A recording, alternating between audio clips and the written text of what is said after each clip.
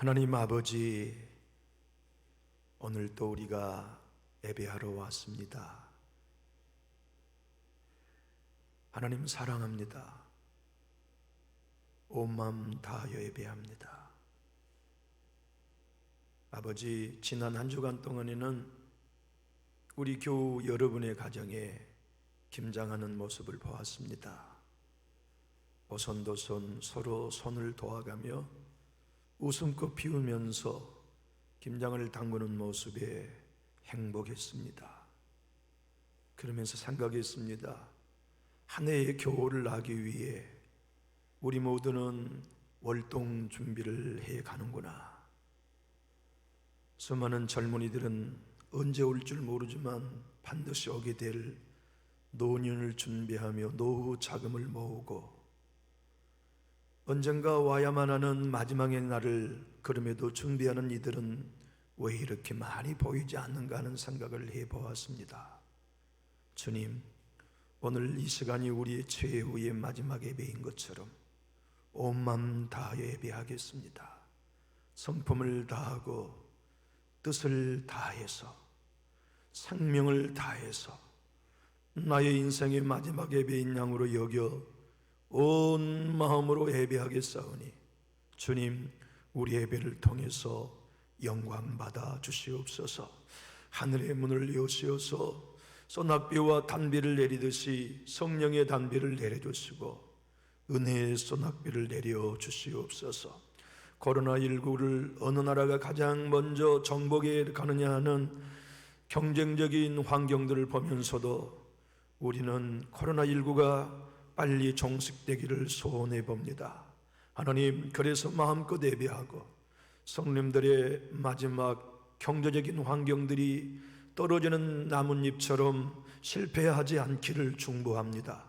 건강을 잃어버린 모든 식구들이 마음껏 병원을 애원하고 또 문병하면서 위로할 수 있는 시간이 오기를 원합니다.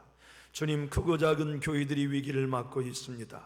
큰 교회는 큰 교회대로, 개척교회와 농촌교회들은 농촌교회대로 1년이 가깝도록 성전께 모여 예배하지 못하는 환경들을 불쌍히 여겨주시고 모든 식구들이 마음껏 예배할 수 있는 환경으로 문 열어 주시옵소서. 이 시간 우리가 하나님 앞에 예배할 때 성령님께서 우리 모든 회중과 이종 사이에 교통해 주시고 천지만물을 창조하기 전에 수면 위에 하나님의 영이 운행하신 것처럼 오늘 예배 위에 운행해 주실 것을 믿습니다.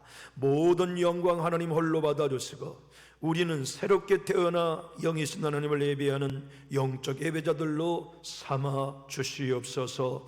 예수님 이름으로 축복하고 기도합니다. 아멘.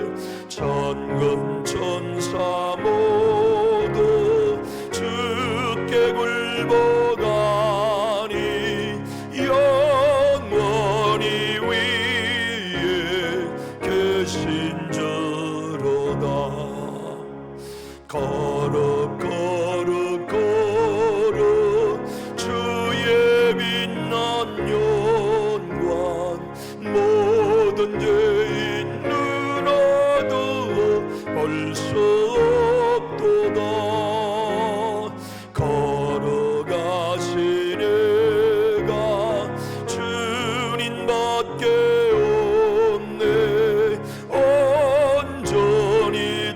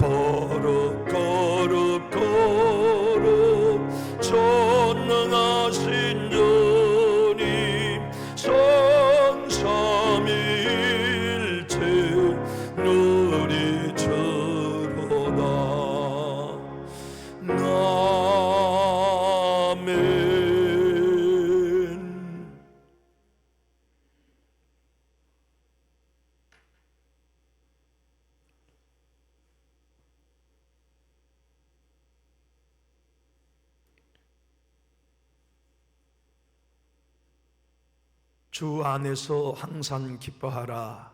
내가 다시 말하노니 기뻐하라.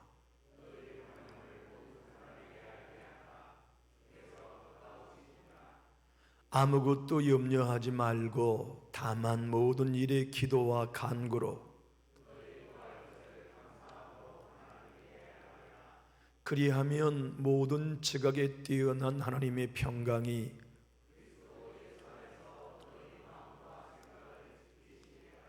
겉으로 형제들아 무엇이든지 참되며 무엇이든지 경건하며 무엇이든지 옳으며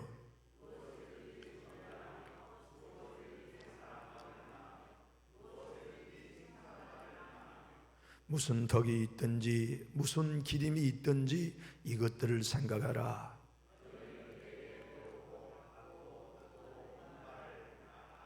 그리하면 평강의 하나님이 너희와 함께 계시리라. 아멘. 나는 전능하신 아버지 하나님 천지의 창조주를 믿습니다. 나는 그의 유일하신 아들 우리 주 예수 그리스도를 믿습니다.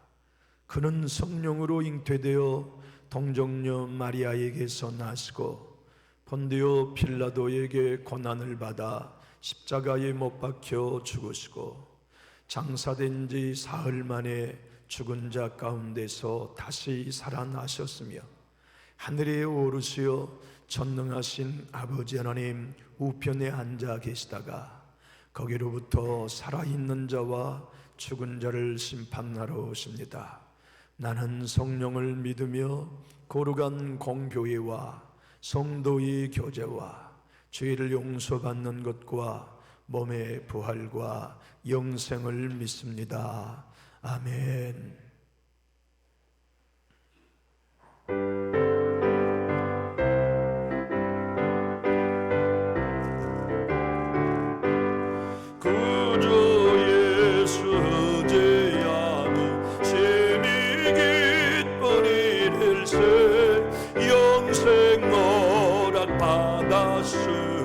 의심마저 없도다면 예수의 믿는 것은 받음 증거만도다.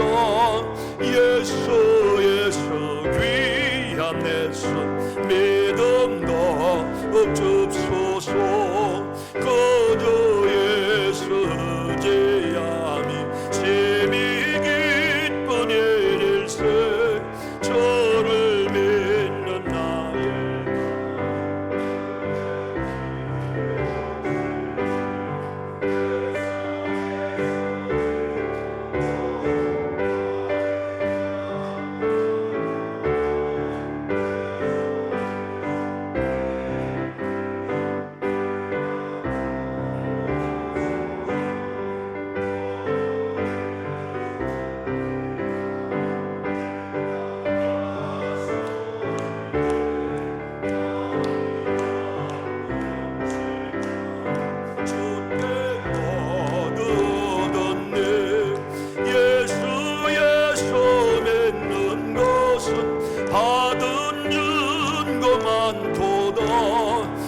예수에서 귀함에서 믿음도 없옵소서.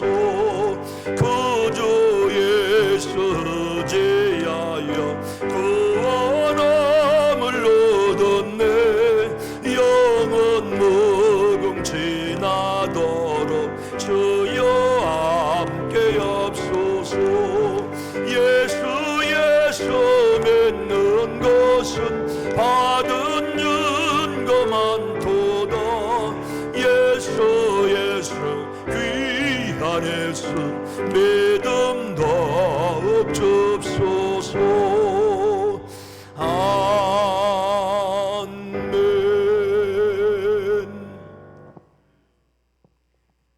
하나님 아버지 영광과 찬양을 올려드립니다. 우리들을 사랑해 주시며 주님 앞에 나와 경배하며 주의를 지키게 하시니 감사합니다. 아멘.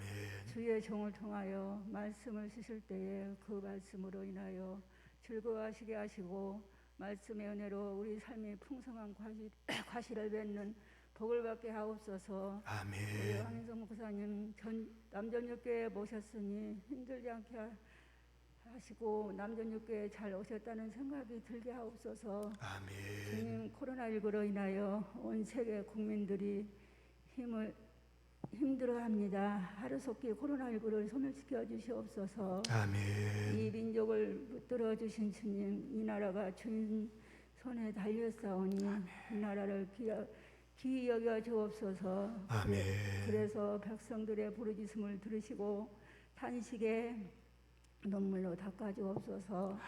정치와 경제와 사회 윤리가 바로서게 하시며 사람의 사회 윤리가 하시며 사람의 모략에 의해서가 아니라 하나님의 모략에 섭리에 의하여 다스려지는 나라가 되게 하옵소서. 아멘. 특별히 이 민족은 둘로 나뉘어 서로 적으로 대결하고 있사오니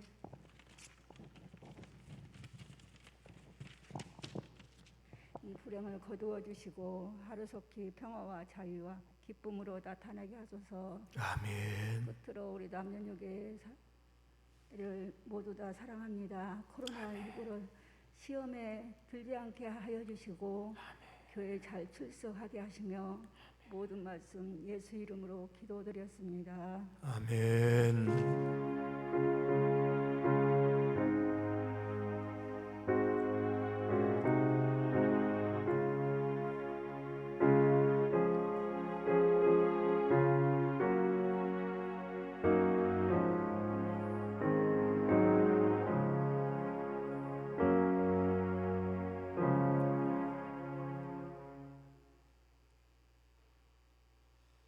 오늘 성경은 신약 성경 에베소서 4장 29절로 32절입니다. 우리 한 목소리로 합독해 주시면 좋겠습니다. 신약 성경 에베소서 4장 29절로 32절입니다. 에베소서 4장 29절로 32절. 무릇 더러운 말은 너희 입 밖에도 내지 말고 오직 덕을 세우는 데 소용되는 대로 선한 말을 하여 듣는 자들에게 은혜를 끼치게 하라.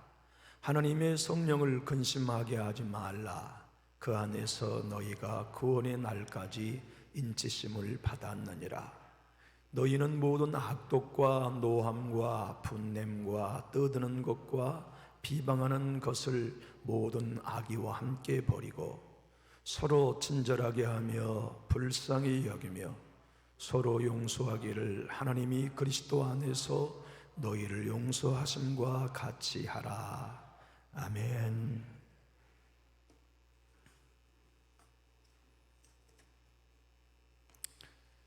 참 외람된 말씀입니다마는 늙는다는 건 참 서글픈 일인 것 같아요. 그러나 우리 인생에는 나는 날이 있으면 늙어가는 날도 오고야 마는 것이기에 피할 길은 없죠. 제가 오늘 소개하고 싶은 분은 99세의 세상을 떠났습니다. 그런데 모든 삶을 마치고 늙어가는 깊은 93세의 날에 죽음만을 위해 내 노년을 살면 안 되겠다는 생각으로 새로운 도전을 하였습니다. 그 도전이 그분에게는 책을 쓰는 것이었어요.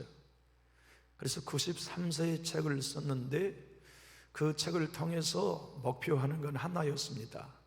내가 어떻게 남은 여생을 알차게 살 것인가가 아니고 인생은 누구나 이렇게 늙는데 잘 늙게 하는 게 어떤 걸까? 또 늙은 인생을 살아가는 이들에게 어떻게 사는 게 마지막 남은 삶을 복되게 살게 하는 것일까? 성경적인 관점에서 안내하고 싶었습니다. 그래서 그분이 책을 쓰기 시작했는데 그 책이 출간된 제목이 새로운 도전이라는 책입니다. 그분은 이 책을 쓰고 5년 있다 천국에 가셨어요. 2년 전 2018년 2월 20일 날 작고하신 어르신이십니다.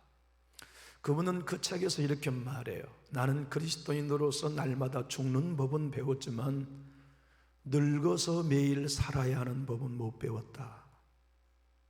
그러다 보니까 늙으면서 생겨나는 수많은 부작용, 여기저기 몸이 아파오고 외로운 홀로 남은 삶을 어떻게 매일매일 살아야 할지를 배운 적이 없기 때문에 참 삶이 힘들다. 하루에 눈을 뜨면 수만 가지의 무거운 짐이 어깨에 짓눌려 있는 것 같고 내 삶에 대하여 외로움을 견딜 수가 없다.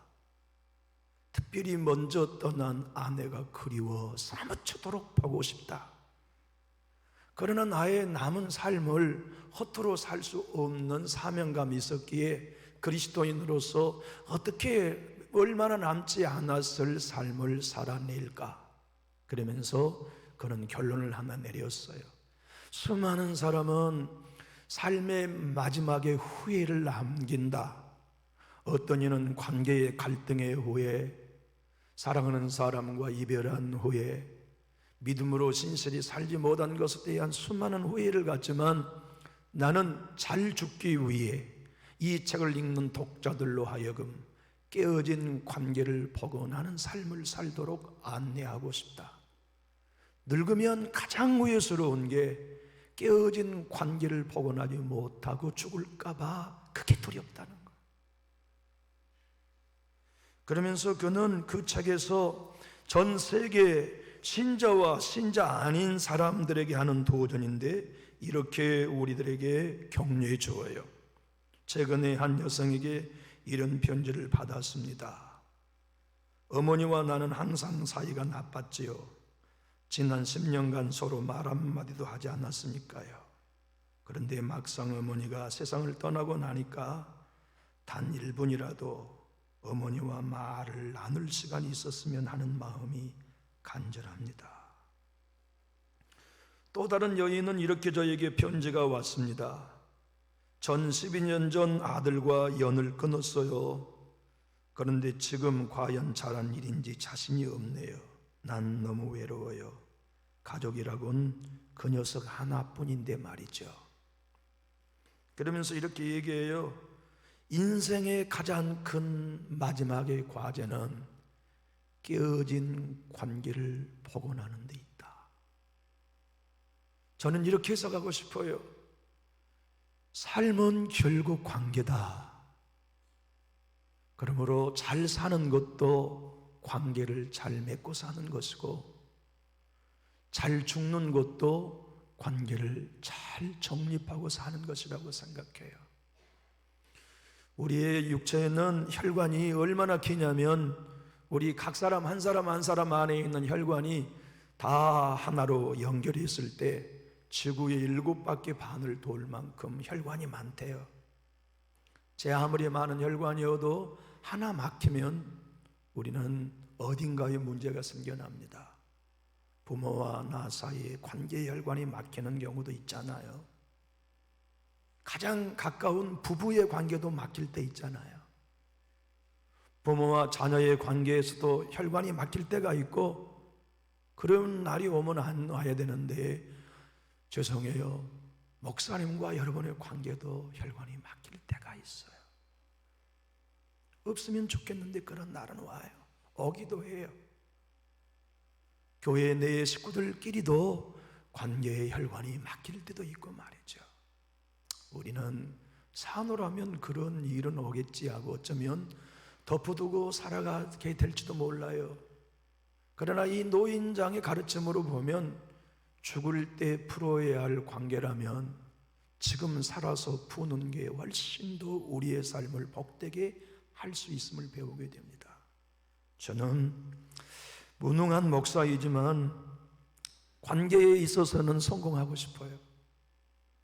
제가 길거리에 나아가든 목사님들이 모이는 회의석상에 나아가든 아니면 홈플러스를 가든 롯데마트를 가든 서부시장을 가든 혹여 야구하는 야구장, 축구하는 축구장에 가서 불쑥 만나는 모든 사람들과 단 한 사람과도 얽힌 관계로 살고 싶지는 않아요. 상대가 저에 대해 관계를 담싸하면 어쩔 수는 없지만 그래도 저는 그분께 담을 흘며 살고 싶어요. 왜냐하면 나의 인생의 마지막은 예고 없이 찾아올 것이고, 그날을 준비하고 주님을 맞을 최선의 준비는 내 안에 담장 없이 사는 것이라고 저는 믿기 때문에 그래요.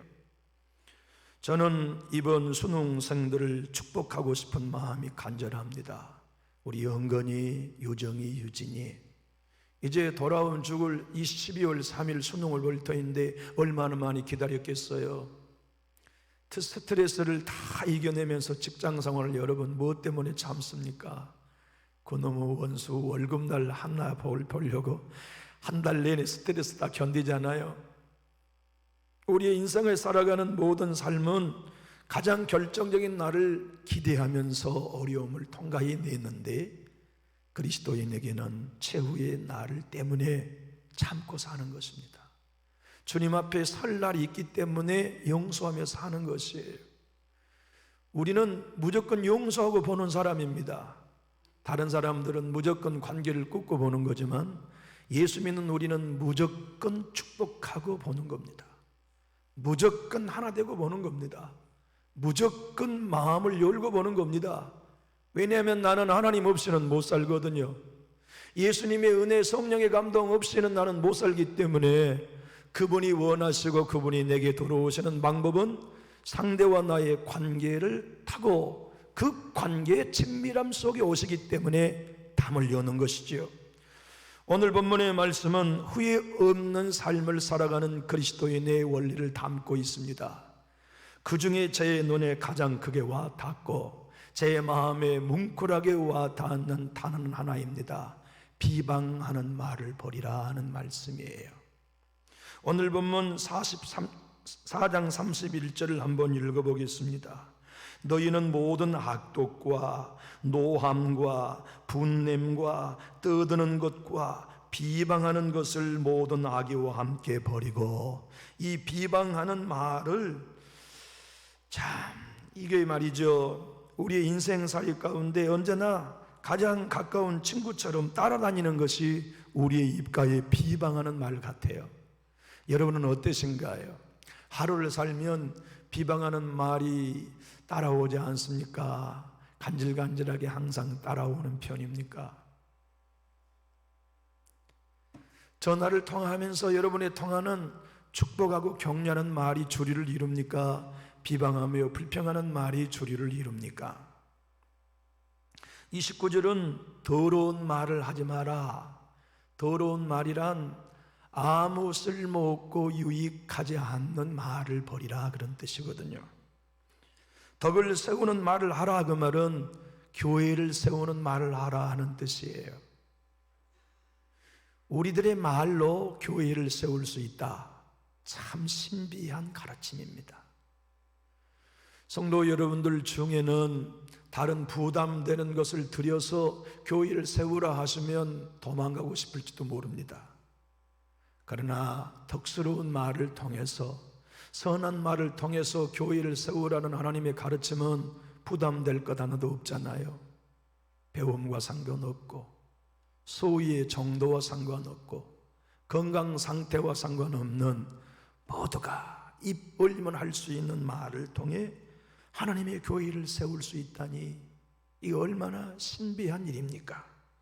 30절에는 성령을 근심하게 하지 말라. 성령님이 무엇 때문에 근심하다는 말씀입니까? 더러운 말을 하는 비방의 말 때문에 성령님이 근심하신다 하는 뜻입니다. 반대로 해가 지도록 분을 품지 않고 남의 물건에 손을 대지 않으며 우리의 마음속에 모든 악독이 있는 말을 가지고 있을 때 성령님이 근심할 뿐더러 사단이 그 말을 틈타고 들어오게 된다고 가르쳐주고 있습니다. 오늘 악독이란 분노라는 뜻이고요, 노함이란 큰 소리로 화낸다는 뜻이고, 분냄은 말 그대로 분놈이지만 떠드는 것이란 큰 소리로 자기 감정을 표현한다는 뜻일 뿐더러, 비방하는 말이란 헬라의 원어는 조롱하고 회방하는 말이다, 그렇게 의미를 담고 있습니다. 동시에 모든 악을 버리라는 말씀은 우리 타락한 생명 안에 가지고 있는 온갖 악을 버리라, 이렇게 가르치고 계세요. 오늘 본문을 설교하려고 하니 저는 하나님 앞에 퍽 부끄럽습니다. 왜냐하면 오늘 본문은 저의 양심을 찌르는 말씀이기 때문에 그래요. 저는 발끝부터 머리끝까지 비방으로 충만했던 사람입니다. 사람을 보면 금방 알 것 같아요. 저 사람의 성격이 어떤 사람인지, 저 사람의 허물이 어떤 건지 저는 금방 알았어요. 물론 지금도 보여요. 성품과 인간상 어떤 점이 허점이 있는지 금방 보였어요. 물질을 쓰는 데 있어서 그릇이 큰 사람인지 옹졸한 종객인지 금방 구별이 되었어요.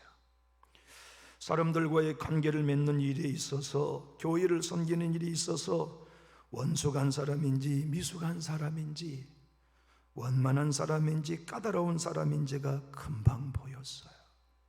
그러니 사람을 만나는 일은 저에게 언제나 판단, 정죄, 비난이 저의 일상이었어요. 저는 그렇게 상대의 약점, 허물, 그리고 부족함을 잘 보는 게 은사인 줄 알았어요. 사람의 입에 나오는 말과 그의 생각이 저에게는 구별되어 보이고 들리니까 저분은 저렇게 말하지만 마음은 이거야 하는 게 느껴질 때 어찌 제가 그게 은사라고 생각하지 않겠어요? 여러분들과 대화를 나눠도 금방 느껴져요. 아, 저분은 말은 이렇게 하지만 마음의 동기는 이거다는 게 저에게는 금방 캐치가 돼요. 그러니 저로서는 그것은 하나님이 내게 주신 선물이라고 생각했어요. 헌데 성경을 깊이 알고 복음을 깊이 알아보니까 그건 선물도 은사도 아니고 타락한 자아가 하는 죄, 비난이라는 걸 알게 되었어요. 판단이라는 걸 알게 되었어요. 그걸 알고부터 저는 제 자신이 완전히 하나님과 원수된 상태구나, 나의 생각이나 감정도 완전히 성령님께 근심 끝쳐드리는 성품이구나, 나는 완전히 똘똘 죄덩어리구나 하는 저의 실상을 깨닫게 됐어요. 그러던 중 바실레아 시린키 여사의 글을 읽으면서 비난이라는 것은 결국 내가 던지는 부메랑이 내게 돌아와 나를 공격하는 것이라는 것을 말씀을 통해 배우게 된 것입니다. 우리 예수님도 말씀하셨거든요. 네가 형제를 비난하는 그 비방으로 내가 천국에서 너를 비방하겠다. 부메랑이죠. 바실레아 시린키는 이렇게 얘기합니다. 내 교만이 상대를 비난하는데 그게 던져진 부메랑처럼 돌아와 나를 비방하게 하는 게 뭐냐면 바로 비난이라는 것이죠. 그는 이렇게 말합니다.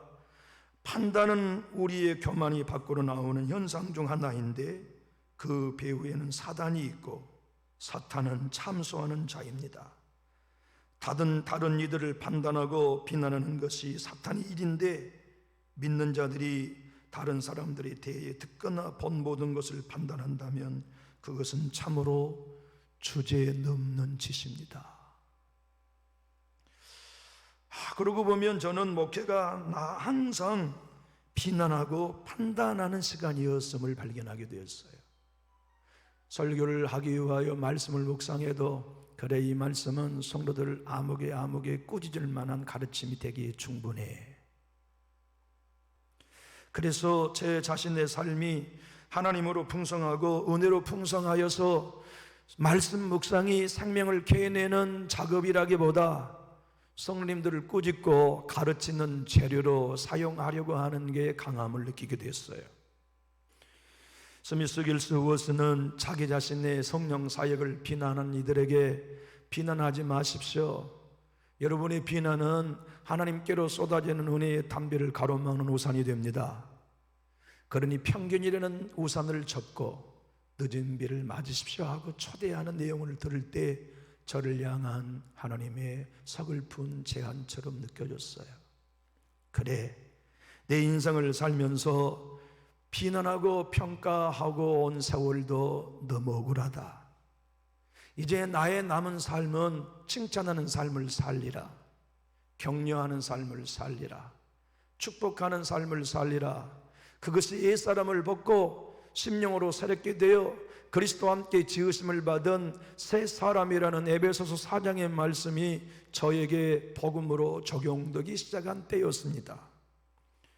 40년간 목회를 성실히 감당하신 한 목사님이 은퇴하셨어요.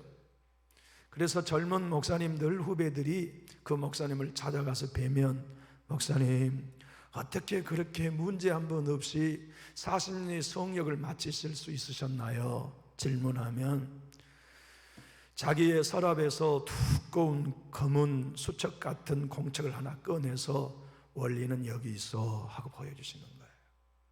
그것이 뭔데요? 하고 보니까 까만 노트 위에 성도 불평록이라고 써져 있어요. 그래서 이게 뭡니까? 그래서 이것이 내 목회 성공 비결이었어. 이게 뭔데요? 나는 성도님들을 만날 때 성도님이 A, 성도님이 B, 성도님을 비난하고 판단하면 잠깐 내가 여기 성도 불평록에 쓰겠어. 그리고 딱 펴놓고 이제부터 당신이 아무개를 비난하는 말을 내가 쓰겠습니다. 그리고 당신이 비난하는 일을 다 끝나면 내가 당신에게 보여주겠어. 당신이 한 말이 맞는지. 그러면 그 뒤에다가 사인해 주시오. 그러면은 누구나 다 할 것 없이 아유 목사님 그만둘게요 하고 도망간다는 거예요. 그래서 저는 40년 동안 목회를 평안하게 할 수 있었습니다. 표현했다죠. 저는 성경을 신조로 이해했지 제가 살아야 할 삶의 원리로는 적용하지 않았어요. 그러니까 성경을 연구는 했지만 연구한 성경이 오늘 내가 살아가야 할 삶의 잣대로는 적용하지 않은 거죠. 그러다 보니 비난하지 말라는 말씀은 신조요, 내 삶은 여전히 성경을 알아갈수록 판단하고 비난하는 일이 많아졌던 거죠. 성경이 저의 삶의 원리로 작동되지 않으니 위선자일 수밖에요.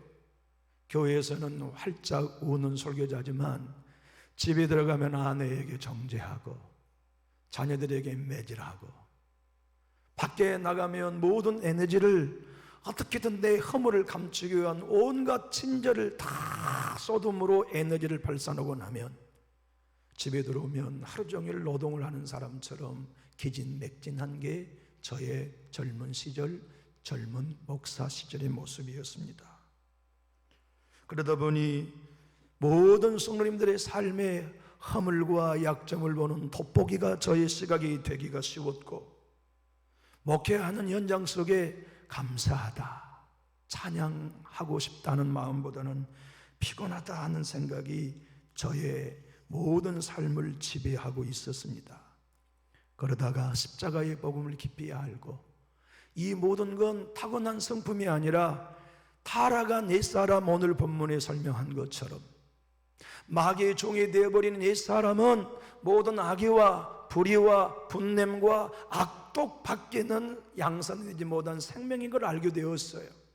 그리고 이것은 예수님의 십자가에서 연합하여 죽었고 그리스도 안에 새 피조물이 된 사람, 성령으로 거듭난 사람, 이제는 내가 산 것이 아니요 오직 내 안에 그리스도가 사는 복음을 진짜 믿는 사람은 심령이 새롭게 되어 의와 진리로 새 삶을 살아가는 사람인데, 그것이 뭐냐면 비난하는 일을 그치는 것임을 깨닫게 됐어요.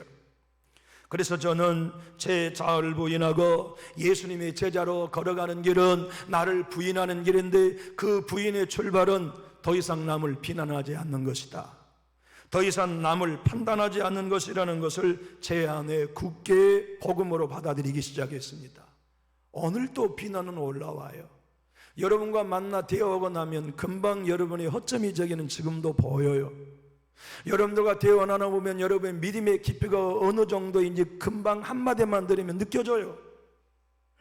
그때 비난하고 싶어요, 평가하고 싶어요. 그런데 그 평가하고 싶어하는 옛사람을 십자가에 못 박지요. 바실리아 수령교 여사는 그것이 곧 비난하고 싶어하는 옛사람이 올라올 때 이길 수 있는 단 하나의 방법은 예수님의 보혈이 그 옛사람을 십자가에서 죽였다고 믿고 새 사람으로 사는 것을 선언하면서 우리가 보혈의 능력으로 믿음의 선한 싸움을 싸우는 게 곧 비난의 길을 멈추는 것이라고 말씀합니다.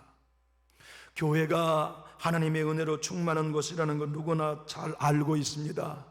교회는 하나님의 몸이고 하나님의 소원을 이루어 드리는 것이고 저와 여러분은 예수님의 지체라는 것도 누구나 다 알고 있는 것입니다.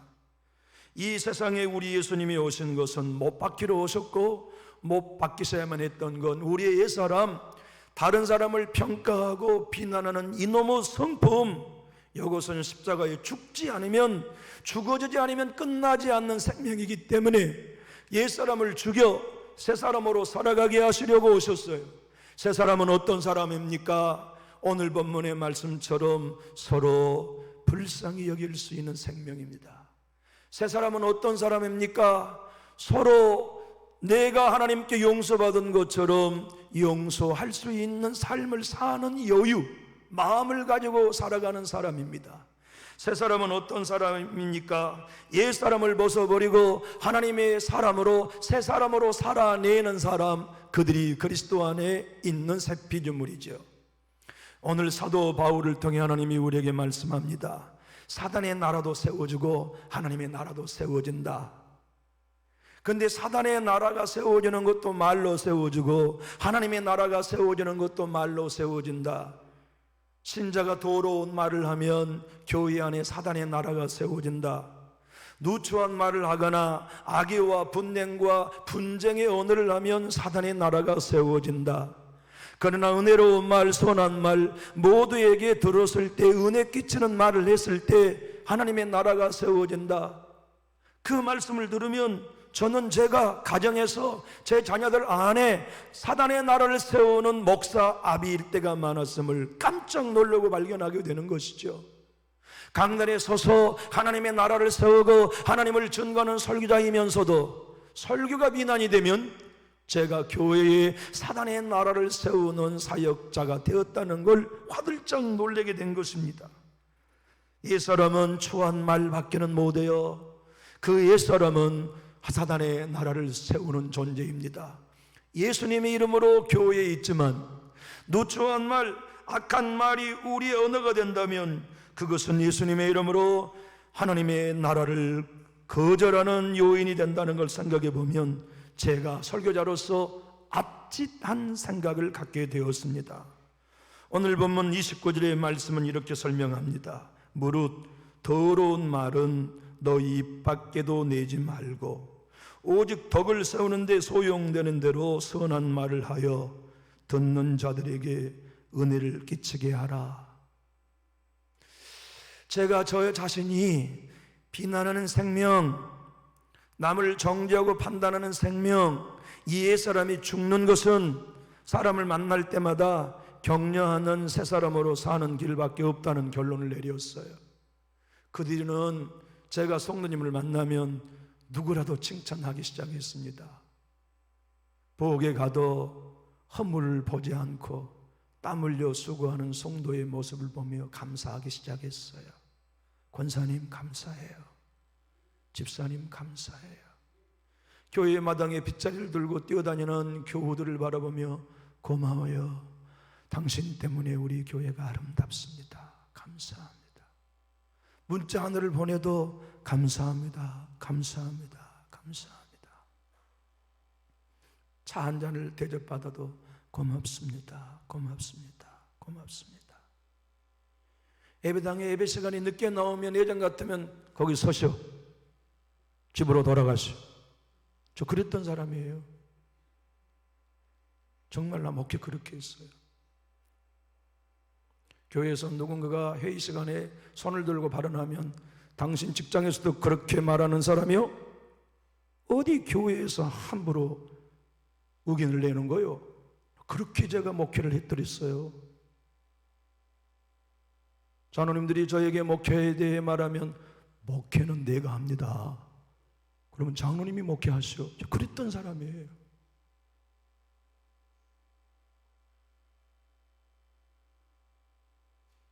그런데 복음을 알고 보니까 예배 시간이 늦게 와도 와준 게 고맙다, 감사합니다. 성도 한 분 한 분에 대해서 진짜 감사하는 마음을 가지고 제 자신이 만날 때마다 성도들과 교제할 때마다 축복합니다. 당신이 우리 교회 멤버가 계셔서 우리 교회가 될 수 있습니다라고 축복하는 말이 저에게 훈련되다 보니까 제일 먼저 행복해야 하는 사람은 제 아내였어요. 왜냐하면 제 집에 들어가서 항상 격려하는 말, 고맙다는 말, 감사하는 말을 늘 아내에게 하게 되었고, 제 자녀들에게도 항상 귓가에 들려주는 것이 사랑한다, 네가 내 아들이어서 고맙다, 네가 내 딸이어서 자랑스럽다, 항상 하는 말이 제 언어가 되었어요. 그건 습관이라기보다 저의 원래 가졌던 하나님의 형상, 예수 그리스도를 통하여 새 피조물이 되므로 하나님의 사람이 된 새 사람의 본질이 그것임을 저의 삶 속에서 확인한 사건들이었습니다. 여러분, 우리나라의 장로교회 합동축 중에 최고의 교회는 충현교회입니다. 그 교회를 평생 동안 아름답게 목회하셨던 목사님, 원로 목사님이 김장인 목사님이지요. 그분이 목회를 마치고 한국 기독교 복음협의회 조찬 기도회 2005년 4월 8일에 호텔에서 백발이 된 김장인 목사님이 손을 들었어요. 저 강단에 세워주십시오. 사회자 목사님이 나오시죠. 그랬더니 달달달 떠는 노인장이 이렇게 마이크를 잡고 눈물을 섞이는 떨리는 목소리로 회개하게 된 거예요. 1945년 해방 후 개신교는 일제시대 때 신사참배 문제를 놓고 장로교와 고려파로 분열했습니다. 이 일을 막지 못한 책임이 나에게 있습니다. 광복 직후 평양, 부산 등에서 몇몇 옥중 성도들이 모여 재건 교회를 한다고 함부로 입을 열었습니다. 그들은 신사참배하는 이들을 저주했습니다. 우리가 교만해지면서 판단력이 어두워졌고 사랑이 없어져 우리와 뜻이 다른 사람과는 밥도 먹지 않았습니다. 그들을 우리는 마귀당이라고 공격했습니다. 하늘나라는 회개한 자만 간다 했지 않습니까? 그러니 저를 용서해 주십시오 하고 80이 넘는 노인장이 한국교회에 용서를 구했습니다. 저는 제 자신을 돌아보면서 나는 성경을 아는 한 사람의 그리스도인, 설교자이기 전에 진짜 참 그리스도인으로 살아야만 하는, 그래서 매 순간 달라져야 한다고 하는 강력한 하나님의 메시지를 듣곤 있습니다. 그러다가 깨닫는 것이 있습니다. 오늘 본문의 말씀처럼 내가 새 사람으로 사는 증거는 나를 만나는 성도님들이 언제나 우리 목사님의 설교를 들으면 은혜가 돼 하는 목사가 되고 싶은 것이었습니다. 우리 목사님과 식사 한 끼만 나눠도 나는 은혜가 돼, 나는 그런 목회자가 되고 싶었습니다. 목사님과 전화 한 통화만 해도 나는 은혜가 돼, 나는 그런 목회자가 되고 싶은 큰 비전이 생겼습니다. 왜냐하면 오늘 보면 29절에 듣는 자들에게 은혜를 끼치게 하라라고 말씀하셨기 때문에 그렇지요. 하나님께서 여러분과 저에게 성령을 근심하지 아니하고 선한 말, 은혜로운 말, 덕을 세우는 말을 통하여서 교회도 세우지만 가정도 세워지고 자녀도 세워지고 남존육교의 공동체도 세워진다는 것을 우리 주님은 일찍이 가르쳐 주셨는데, 저는 그 일을 내 인생이 끝나기 전까지 매일매일 실천할 작정입니다. 혹여 여러분들의 연약한 허점이 보여도 비난하지 않으려고 합니다. 여러분들과 함께 더불어 신앙하면서 보이는 수많은 고치고 싶고 조언해주고 싶고 변화시키고 싶은 것들에 대하여서 저는 더 이상 관여하지 않는 설교자가 되고 싶습니다. 왜냐하면 변화는 하나님이 하시는 것이지 목사가 시킬 수 있는 것이 아니기 때문이지요. 저는 새로운 설교자로 출발하고 싶었습니다. 새 사람으로 출생하여 더 많이 성장하고 싶었습니다. 그래서 다른 목회자들은 어쩐지 모르지만 저는 신이 있고 존중받는 목회자들을 제 영적 사부 멘토로 존중하기 시작했습니다.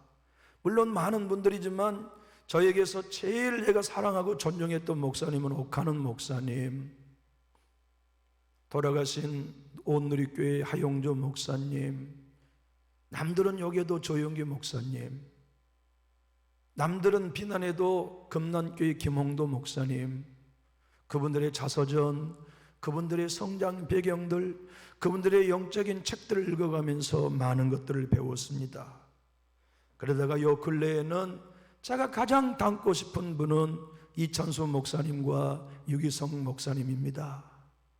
젊은 목사님들 중에는 그분들을 비난하는 이들도 참 많아요. 저는 그분들에게서 비난할 점을 발견할 수 없습니다. 제가 따르고 본받아야 할 점들만 있지요. 유기성 목사님은 저에게 이렇게 그의 책을 통해서 도전해 주었습니다. 남을 잘 판단하는 사람일수록 자신이 비판받는 것을 견디지 못합니다. 비판받는 일이 얼마나 고통스러운지, 비판하는 것이 얼마나 큰 죄인지를 모른다는 이야기입니다. 제가 겉으로는 온양한 성격처럼 보이지만 속마음은 가시투성이인 비판적인 사람입니다. 그러면서도 그것이 얼마나 큰 죄인지를 모르고 살았습니다. 한 번은 친구 목사님과 대화를 하다가 어떤 목사님에 대해 비판적인 이야기를 나눈 적이 있습니다. 그러면서도 그것이 조금도 문제라고 여겨지지 않았습니다. 그것이 사실이었기 때문입니다. 오히려 제가 분별력 있고 똑똑하고 바른 생각을 가진 사람이라는데 약간 우쭐하기까지 했습니다. 그날 저녁에 기도하는데 기도가 안 되고 답답하기만 했습니다. 주님, 제가 회개할 것이 있습니까? 주님은 제가 그 목사님에 대해 비판적으로 이야기한 것을 생각나게 하셨습니다. 나는 오늘 목사들과 모인 자리에서 내가 그렇게 말한 것을 기뻐하지 않는단다. 그도 내가 택한 종이다. 저는 깜짝 놀랐습니다. 그리고 곧바로 회개하였습니다. 그 후 저는 비판하는 죄를 짓지 말도록 성도들에게 가르치기 시작했습니다. 하나님께서 다른 사람을 비판하는 것은 너무너무 싫어하십니다. 자신이 비판하는 것으로 반드시 자신이 심판받을 것입니다. 저는 사람들과 만났을 때 곧바로 허물이 보이는 이것이 사탄의 일이구나. 성들과 함께 대화를 나누면서 곧 무언가를 지적하고 싶은 게 내 안에 올라오는 이게 옛사람이 하는 일이구나. 이건 영적 분별력이 아니라 사단의 총으로 내가 쓰임받는 것이구나.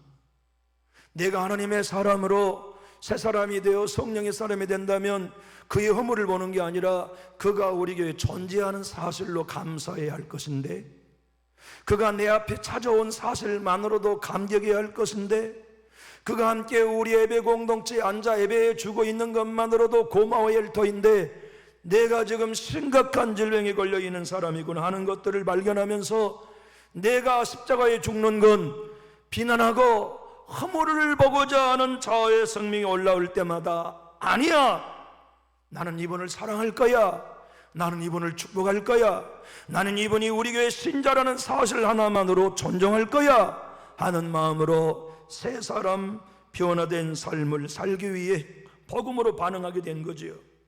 그 후로 저는 최영동님이 쓰신 그래서 다윗과 요나단이 부른 찬송가 복음성가가 저의 18번지 찬송가가 됐어요.